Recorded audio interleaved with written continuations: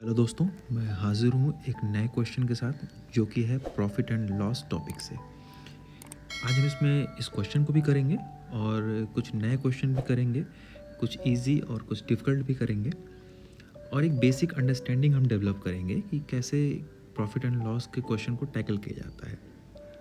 Video pause कर सकते हैं आप वीडियो पॉज़ करने के बाद इसको ट्राई कीजिए।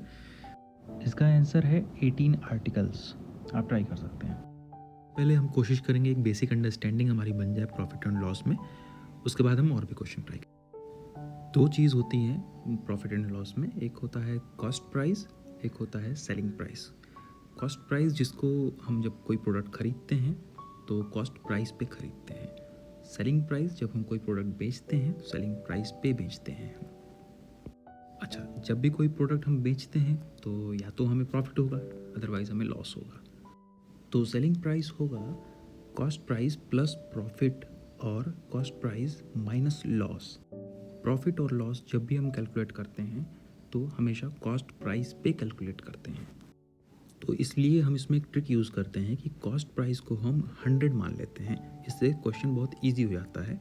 तो अगर हम कॉस्ट प्राइस को 100 मानते हैं और मान लीजिए उसमें प्रॉफिट 40% का होता है तो हमारा 40% ऑफ 100 40 रुपीज़ होता है तो 140 आ जाएगा। इसी तरीके से लॉस अगर 20% का होता है तो 100 माइनस 20 80 रुपीज़ हो जाएगा। तो एक सिंपल क्वेश्चन हम देखते हैं इसमें। एक क्वेश्चन में ये कहा जा रहा है कि एक पर्सन है जो आर्टिकल 390 रुपये में बेचता है और उसको गेन होता है 30% का, तो हमें कॉस्ट प्राइस कैलकुलेट करना है। तो इसमें सेलिंग प्राइस जो है वो 390 रुपीज़ है और गेन परसेंट इसमें 30% है। निकालना हमें कॉस्ट प्राइस है। सिंपल फार्मूला है, इसमें हम फार्मूला यूज़ कर सकते हैं। इसको दोनों तरीके से हम करेंगे। एक बार मैं सिंपल जो नॉर्मल प्रोसीजर होता है उससे बता देता हूँ कैसे करते हैं। उसके बाद हम ट्रिक से भी इसको सॉल्व करेंगे, कैसे हम कॉस्ट प्राइस को 100 मान के करते हैं।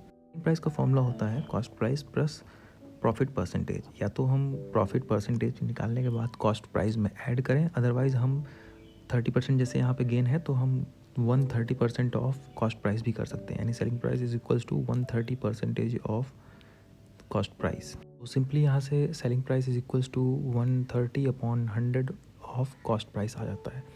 यहाँ से हम कॉस्ट प्राइस निकाल लेंगे। Cost price is equals to 100 into 390 upon 130, ये आ जाएगा लगभग 300 रुपीज़। अच्छा, एक और तरीके से हम इसको ईजिली सॉल्व कर सकते हैं। प्रॉफिट एंड लॉस के जितने भी क्वेश्चन होते हैं उसमें सब में हम अगर कॉस्ट प्राइस को 100 मान लें तो हम ईजिली से क्वेश्चन सॉल्व कर सकते हैं। इसमें भी हम वही करेंगे। कॉस्ट प्राइस हमने 100 मान लिया तो हमें गेन कितना दे रखा है, गेन हमें 30% का दे रखा है। गेन अगर 30% है और कॉस्ट प्राइस हमारा 100 है तो हमारी सेलिंग प्राइस क्या हो जाएगा, 30% ऑफ 100 30 रुपीज़, और 100 में ऐड करेंगे तो सेलिंग प्राइस हमारा आ जाएगा 130 रुपीज़। इसमें सिंपली हम यूनिटरी मेथड भी लगा सकते हैं कि अगर 130 रुपीज़ का सेलिंग प्राइस इक्विवेलेंट है हमारे 390 रुपीज़ के सेलिंग प्राइस के, तो 100 रुपीज़ का कॉस्ट प्राइस कितने के इक्विवेलेंट होगा, कितना कॉस्ट प्राइस होगा। इसे सिंपली हम कैलकुलेट करेंगे तो 100 इंटू 390 अपॉन 130, इसे कैलकुलेट करेंगे रुपीज़ 300 आ जाएगा इसलिए। जैसे एक क्वेश्चन और देखते हैं कि अगर ए किसी एक आर्टिकल को बी को सेल करता है 20% प्रॉफिट पे और बी उसी आर्टिकल को सी को सेल करता है 25% प्रॉफिट पे, और फाइनली सी अगर 225 रुपये पे करता है तो ए को कितना का कॉस्ट प्राइस रहा होगा। हम इसे शॉर्ट मेथड से करते हैं। सिंपल ए को मानते हैं कि 100 रुपीज़ का कॉस्ट प्राइस ए के लिए रहा होगा। तो बी के जब बी को सेल किया उसने तो 20% के प्रॉफिट के साथ सेल किया। इसका मतलब बी के लिए क्या रहा होगा, वो 120 रुपीज़ कॉस्ट प्राइस रही होगी।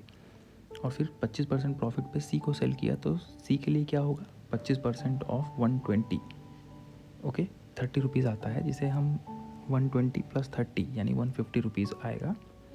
या फिर हम ये कह सकते हैं 120 इंटू 125%, यानी 25% का प्रॉफिट है तो 125% ऑफ 120, ये आ जाएगा 150 रुपये करीब आ जाएगा।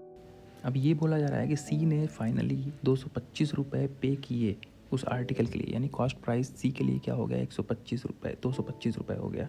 हम फिर से वही यूनिटरी मेथड लगाएंगे कि अगर 150 रुपीज़ कॉस्ट प्राइस 225 रुपये कॉस्ट प्राइस के इक्विवेलेंट है तो 100 रुपये का सेलिंग प्राइस, 100 रुपये का प्राइस कितने के इक्विवेलेंट होगा, 100 इंटू 225 अपॉन 150, इसको निकालेंगे तो ₹150 आएगा। इसी तरीके से एक और क्वेश्चन हम देखते हैं। क्वेश्चन में ये कहा जा रहा है कि एक आदमी 25 आर्टिकल 100 रुपये के खरीदता है, तो अगर वो 100 रुपये में ही कितने आर्टिकल बेचेगा कि उसे 25% का गेन हो। दोनों मेथड से हम सॉल्व करेंगे। सबसे पहले कन्वेंशनल मेथड से देख लेते हैं कि 25 आर्टिकल का कॉस्ट प्राइस अगर 100 रुपये है तो एक आर्टिकल का कॉस्ट प्राइस कितना होगा, 100/25 यानी 4 रुपीज़ का एक आर्टिकल होगा।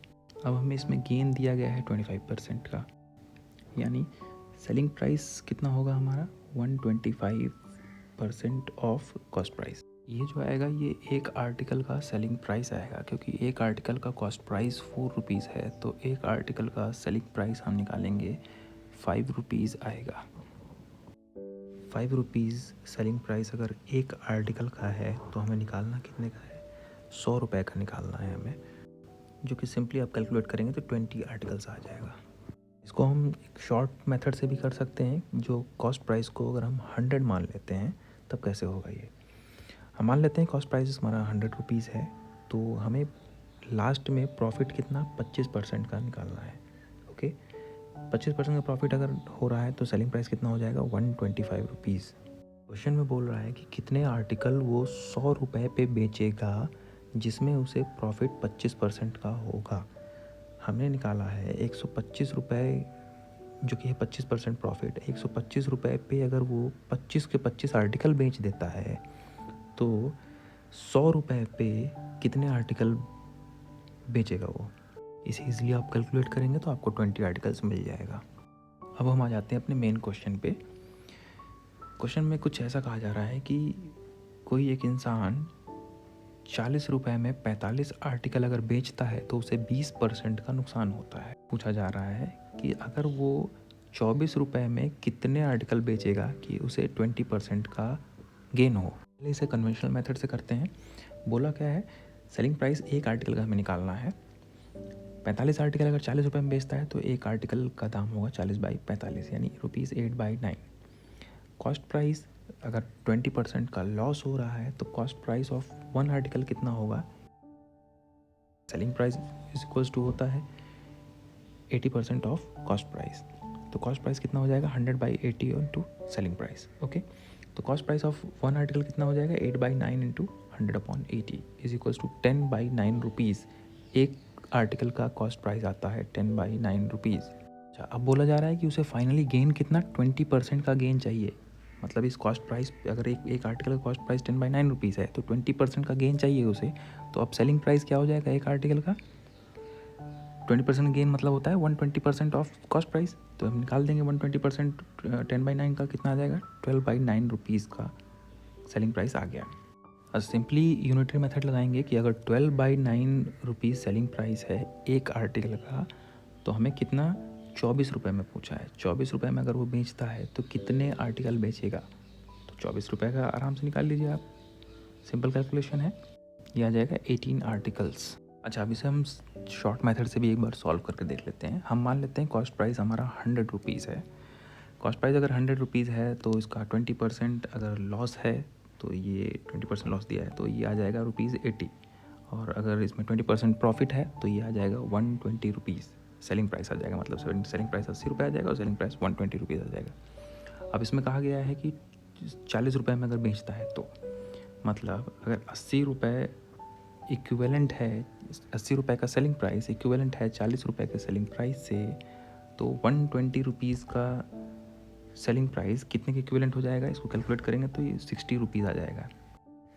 60 रुपीज़ के सेलिंग प्राइस में अगर 45 आर्टिकल्स है तो हम 24 रुपीज़ के सेलिंग प्राइस में बहुत आसानी से निकाल सकते हैं कितने आर्टिकल होंगे।